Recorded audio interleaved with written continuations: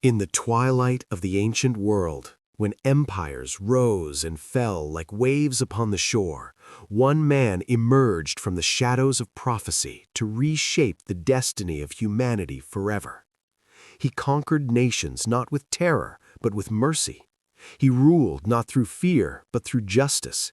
And in doing so, he changed the very definition of what it meant to be a king.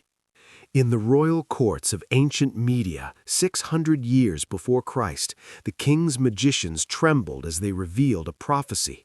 The grandson of King Astyages would one day rise to consume his throne and rule the known world. The infant destined to die was saved by a shepherd's mercy and raised in secret until his 10th year, when his noble bearing betrayed his royal blood and he was summoned to stand before the grandfather who had once ordered his death. Scene 3. Training as a warrior. On the scorching training grounds of Anshan, young Cyrus learned the arts of war from dawn until darkness fell, mastering the bow, the sword, and the iron discipline that would forge him into a warrior without equal. Scene 4. Education and wisdom. In chambers lined with ancient scrolls, the boy prince sat at the feet of the Magi, absorbing languages, mathematics, astronomy, and the teachings of Zoroaster that painted existence as an eternal struggle between light and darkness, truth and lies. Scene 5. Early leadership. At 20, Cyrus took command of a frontier garrison where hardened veterans expected nothing from this royal youth, but within months they would have followed him into death itself, transformed by a leader who shared every hardship without privilege. Scene 6. Rise against the Medes. When his grandfather imposed crushing tributes upon the Persian territories, Cyrus stood before an assembly of nobles and warriors and declared what would echo through history: Persia would bow to tyranny no more. Scene 7. First major victory.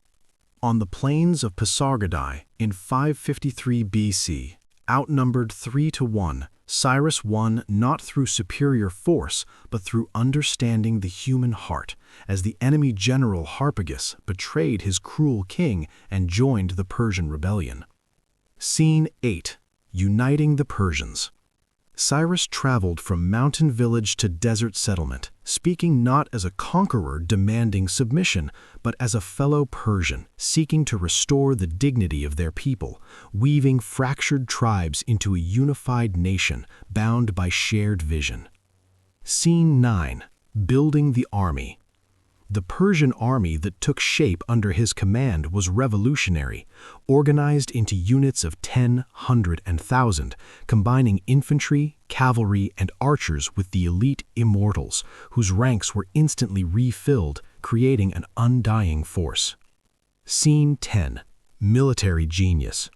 Cyrus fought not with brute strength alone, but with cunning that amazed the ancient world, employing strategy, deception, and psychological warfare, offering generous surrender terms that opened city gates without a single arrow being fired. Scene 11. Conquest of Lydia. In 547 BC, facing the wealthy King Croesus and his feared Lydian cavalry, Cyrus placed camels at his front lines, and the enemy horses, terrified by the unfamiliar beasts, panicked and shattered the Lydian charge. Scene 12. Wealth and power. Standing in the treasury of Sardis, surrounded by mountains of gold that reflected torchlight like cascading stars, Cyrus shocked the world by sparing the defeated king's life and treating him as a royal counselor rather than a conquered enemy. Scene 13. March to Babylon. As the Persian army crossed the fertile plains between the Tigris and Euphrates, advance parties spread word of Persian justice and tolerance, and cities along the route opened their gates peacefully, choosing protection over resistance. Scene 14. Fall of Babylon.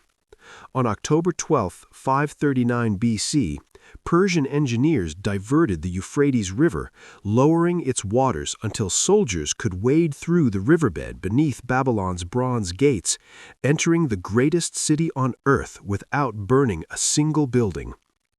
Scene 15. Mercy to enemies. In Babylon's ancient throne room, nobles who had opposed him expected execution. But Cyrus offered them positions in his administration, understanding that an empire built on justice would outlast any realm founded upon fear.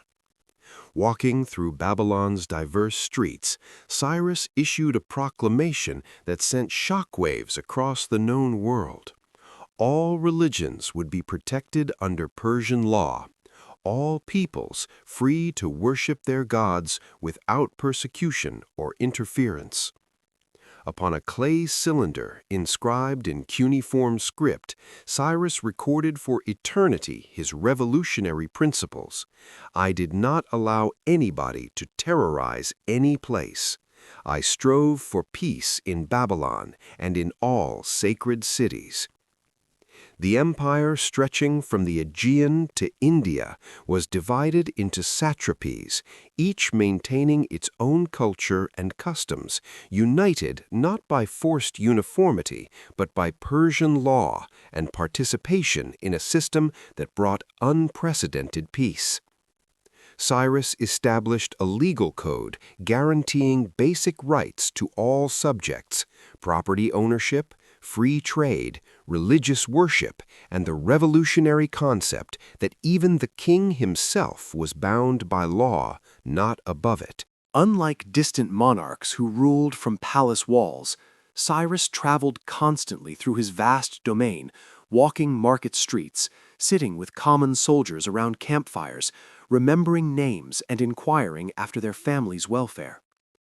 The Persian royal road stretched 1,600 miles from Sardis to Susa, with posting stations every 14 miles, where messengers changed horses, enabling communication to traverse the empire in just 7 days. With Greek city-states, Egyptian pharaohs, and Central Asian tribes, Cyrus wove a diplomatic web of alliances and treaties, understanding that skilled negotiation could achieve what armies alone could never accomplish. In imperial capitals, scholars from Egypt, Greece, Babylon, India, and Persia worked side by side, translating texts, comparing astronomical observations, advancing mathematics, creating a cosmopolitan atmosphere that accelerated human knowledge. At Pasargadae, Cyrus built a capital of elegant columns and flowing gardens where water channels created cooling breezes, demonstrating that civilization's highest achievement was harmony between power and beauty. Scene 25. Loyalty of soldiers. Veterans spoke of a king who led from the front in battle, who knew common soldiers by name, who never asked his men to face dangers he would not share, creating devotion that transcended duty or fear.